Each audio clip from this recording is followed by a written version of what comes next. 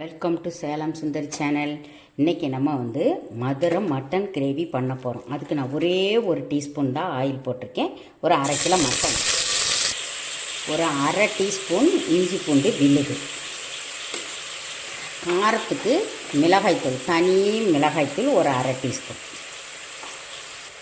இப்போ இதை ஒரு நல்லா வதக்குங்க. இந்த கறி அதில் நல்லா சுருண்டு வரணும், அந்த அளவுக்கு நல்லா வதக்குங்க. இந்த மட்டன் வதங்கும் போதே கொஞ்சம் தேவையான அளவு உப்பு போட்டுக்கோங்க. போட்டு நல்லா வதக்குங்க.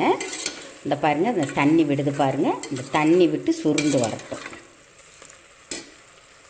இப்போ நல்லா கலர் மாறி சுருண்டு வந்துருச்சு. இப்போ என்ன பண்ணலாம், ஒரு 100 மில்லி தண்ணி ஊற்றிக்கலாம். போதும், ரொம்ப தண்ணி ஊற்றிடாதீங்க. 100 மில்லி தண்ணி ஊற்றியாச்சு. இதை ஒரு கலந்துட்டு குக்கரை மூடி, உங்கள் குக்கரில் அதாவது மட்டன் எத்தனை விசில் வச்சா வேகுமோ அத்தனை விசில் வச்சு வேக வச்சு எடுத்துக்கோங்க. அதுக்கப்புறம் பார்க்கலாம். அந்த பக்கம் மட்டன் வேகிறதுக்குள்ளே நம்ம என்ன பண்ணலாம், ஒரு டீஸ்பூன் ஆயில் விட்டு ஒரு 100 கிராம் சின்ன வெங்காயம் நல்லா வதக்கிடுங்க. நல்லா கலர் மாதிரி வரட்டும். இந்த வெங்காயம் வதங்கிடுச்சு. இப்போ ஒரே ஒரு தக்காளி போட்டுக்கலாம். வெங்காயம் தக்காளி நல்லா வதங்கிடுச்சு. இப்போ இதை ஆற வச்சுட்டு அரைச்சிட்டு நம்ம பார்க்கலாம் எப்படி செய்கிறதுன்னு. நம்ம வெங்காயம் தக்காளியை அரைச்சிட்டு வந்தாச்சு.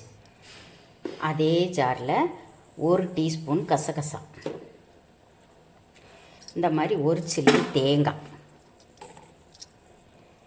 ஒரு 10 பாதாம் போட்டுக்கோங்க. பாதாம் இல்லை அப்படின்னா முந்திரி பருப்பு போட்டுக்கலாம். போட்டு இதை நல்லா நைஸாக அரைச்சிட்டு வந்துடுங்க. இப்போ தேங்காயும் நைஸாக அரைச்சாச்சு.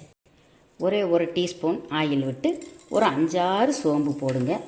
ஒரே ஒரு கிராம்பு, ஒரு பட்டை போட்டுக்கோங்க.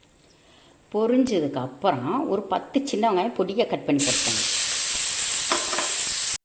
வெங்காயம் கலர் மாறி வந்தோன்னா திருப்பி ஒரு அரை டீஸ்பூன் இஞ்சி பூண்டு விழுது, அது போட்டு ஒரு செகண்டு நல்லா கிளறுங்க. இஞ்சி பூண்டு வதங்கினதுக்கப்புறம் இந்த வேக வச்ச மட்டன் எடுத்து போட்டுடலாம். அந்த தண்ணி இல்லாமல் ஃபஸ்ட்டு மட்டன் மாத்திரம் போட்டுக்கோங்க. அந்த மட்டனை போட்டுட்டு குழம்பு மிளகாய்த்தூள், எங்கள் வீட்டு குழம்பு மிளகாய்த்தூள் நல்லா ஒரு டேபிள் ஸ்பூன் போட்டிருக்கேன். காரம் உங்கள் விருப்பத்துக்கு ஏற்ற மாதிரி போட்டுக்கோங்க. இதையும் நல்லா ஒரு 2 நிமிஷம் நல்லா அந்த மட்டனோட சேர்ந்து இந்த மசாலா நல்லா சுருண்டு வரட்டும். இப்போ சுருண்டு வந்துடுச்சு. இதுக்கப்புறம் நம்ம அந்த வெங்காயம் தக்காளி வதக்கி அரைச்சோம் இல்லையா, அதை போட்டுடலாம். அதை போட்டு நல்லா ஒரு 2 செகண்டு நல்லா கிளறுங்க.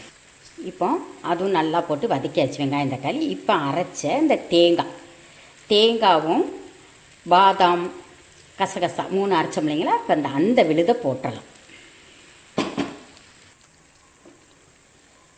இந்த விழுதை போட்டு இதையும் ஒரு 2 நிமிஷம் நல்லா கிளறுங்க.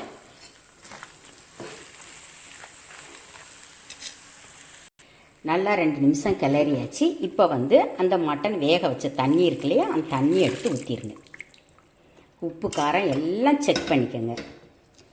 2 எண்ணுக்கு கருவேப்பிலையை போட்டு நல்லா கலந்து விட்டு ஒரு 5 நிமிஷம் நல்லா கொதிக்க வைங்க. அதுக்கப்புறம் ஒரு 5 நிமிஷம் சிம்மில் வச்சு கொதிக்க வைங்க. நல்லா கிளறி விட்டு மூடி வச்சு வேக வச்சுருங்க. அவ்வளோதாங்க, 5 நிமிஷம் சிம்மில் வச்சாச்சு. நல்லா ஊற்றின எண்ணெய் மேலே தெளிஞ்சு வந்துடுச்சு. இப்போ கடைசியாக ஒரு எண்ணுக்கு கருவேப்பிலையை போட்டு ஸ்டவ் ஆஃப் பண்ணிடுங்க. இந்த மாதிரி மட்டன் கிரேவி செஞ்சு கொடுத்தீங்கன்னா உங்கள் வீட்டில் யாருமே வேணான்னு சொல்ல மாட்டாங்க. அதுக்கப்புறம் எப்போ பார்த்தாலும் இந்த மாதிரி செஞ்சு கொடுக்க சொல்லி கேட்பாங்க. நம்ம சேனலில் புதுசாக பார்க்குறவங்க சப்ஸ்கிரைப் பண்ணி வச்சுக்கோங்க. பக்கத்தில் பெல் பட்டன் இருக்கும், அதையும் கிளிக் பண்ணிக்கோங்க. பிடிச்சிருந்துச்சுன்னா ஃப்ரெண்ட்ஸ்க்கெல்லாம் ஷேர் பண்ணிவிடுங்க. தேங்க்யூ.